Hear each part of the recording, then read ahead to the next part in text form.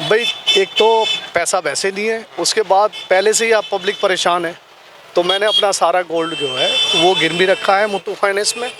वहाँ से 5 लाख रुपए लेके आया हूँ और जब मैं इस दुकान को अपनी को ठीक करा रहा हूँ। नमस्कार, अभी हम हैं जहांगीरपुरी के उस इलाके में जहां पर दंगा शुरू हुआ था, जहां का न्यूज़ सुनकर पूरे भारतवर्ष में एक अशांति का माहौल बन गया था। और यहां पे अभी हम हैं एक जूस वाली दुकान पे, जहां पे ये उसी गली में है जहां पे ये दंगा शुरू हुआ था। और इन कुछ लोगों से बात करने पहुंचे हैं कि उसके बाद क्या हुआ। अभी जो कई लोगों ने जो आरोप लगाया था कि एमसीडी ने गलत तरीके से भी कई कार्रवाइयाँ की, उसी चक्कर में कई लोगों की जानबूझ के नुकसान हो भी गया। हमारे साथ एक व्यवसायी जुड़े हुए हैं, हाँ, दिलीप सक्सेना जी जुड़े हुए हैं, जो एक दुकान है, उसके मालिक है। और ये बताएंगे कि पहली बार इन्होंने आज दुकान खोली है, इतने लगभग 16 तारीख का जो घटना हुआ तो उसके बाद आज पहले बार दुकान खोला है। आज पहली बार दुकान खोली, थोड़ा कैसा लगा? कुछ लग रहा होगा कि व्यवस्था नहीं, आज पहली बार दुकान खोली है और हमारे को जो है दिलासा तो एसडीएम के वहाँ से भी आए थे कि भाई आपको मुआवजा मिलेगा, लेकिन अभी तक कोई पैसा नहीं मिला है। दिलासा तो एमसीडी के अधिकारी भी दे रहे हैं कि भाई हम आपको कुछ ना कुछ मुआवजा दिलवाएंगे, लेकिन अभी तक कुछ नहीं मिला है। और जबकि हमारी दुकान ऑथराइज है, डीडीए जे सलम की दुकान है, उसका मेरे पास पूरा लाइसेंस है और पूरी अलॉटमेंट लेटर है, जो भी कुछ है सब कुछ है मेरे पास। लेकिन उसके बाद भी जो है एमसीडी ने तानाशाही करके जो है हमारी दुकान को गिरा दिया गया।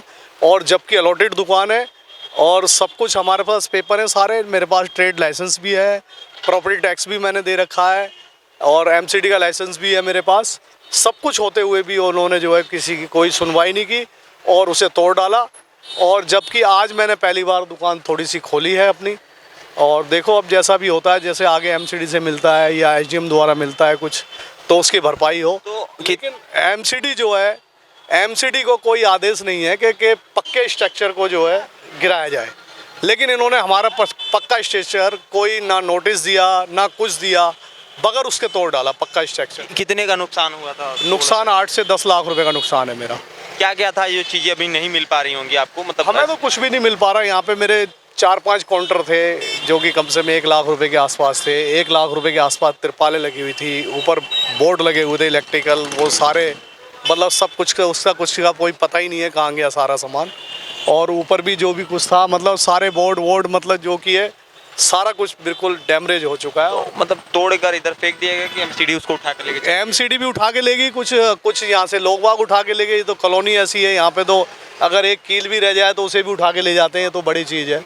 हाँ। तो मतलब ये जो मान लीजिए ठीक है, आपको मुआवजा की जो बात कही जा रही है, तो अगर यहाँ पे जो सफाई भाई, क्योंकि हम लोगों को काफ़ी लोगों को भी दिक्कत होती है इस रोड पे आने जाने में, आपको भी कुछ काम अच्छा किया गया? ले अच्छा करें तो वो आप जो है ना ऑथराइज हटाएं ना भाई। ऑथराइज को क्यों हटाओगे?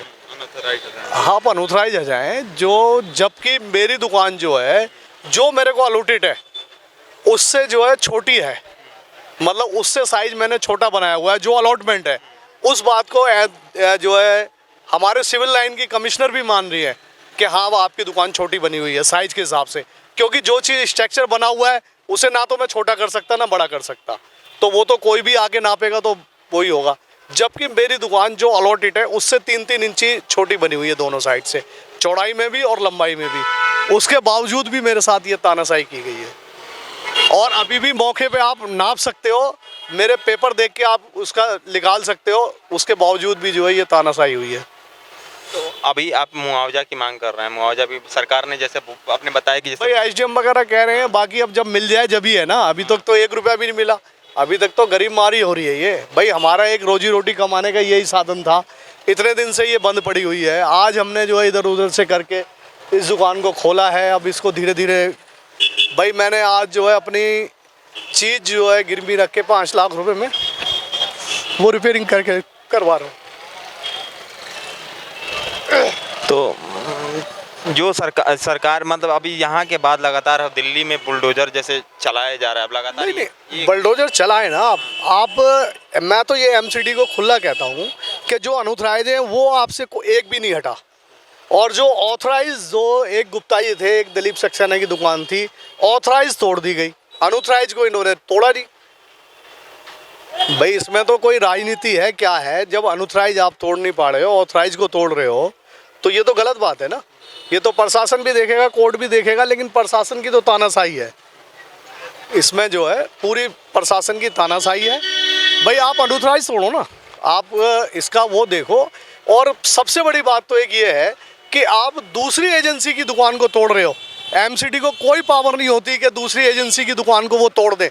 वो दूसरी एजेंसी की, जैसे जे सलम है या डीडीए है, वो सिर्फ एमसीडी जो है उसको लेटर लिख सकती है, हमारी दुकान को छेड़ नहीं सकती वो। आप, ये कानून है कि आप अपनी प्रॉपर्टी को छेड़ सकते हो, दूसरे की प्रॉपर्टी को कैसे छेड़ दोगे। तो इन्होंने तो जो है अपनी, ना तो ये देखो ये रोड एमसीडी की है, ना ये दुकान एमसीडी की है। भाई ये रोड जो है ये पीडब्ल्यूडी की है, ये दुकान जे सलम की है, तो इनका तो कोई कहीं से कहीं तक कोई राइट ही नहीं बनता एमसीडी का। भाई एमसीडी का कोई राइट नहीं बनता है यहाँ पे। रोड पीडब्ल्यूडी की हो गई, और क्या नाम है, ये प्रॉपर्टी जो है जे सलम दिल्ली सरकार की होगी, दिल्ली सरकार का रोड है। अगर इसमें कोई कुछ करे तो दिल्ली सरकार आए, पीडब्ल्यूडी आए। विधायक कोई, आपको दिल्ली सरकार की बात करें, दिल्ली सरकार से कोई विधायक आपके मतलब नहीं, कोई भी नहीं आया इस सपोर्ट के लिए। नहीं, कोई नहीं आया। लगातार विपक्ष तो आ ही रहा था यहाँ पे जहांगीरपुर। हाँ नहीं, यहाँ हमारे पास कोई नहीं आया। बाकी उस टाइम तो सख्ती इतनी थी, कोई आने भी नहीं थे।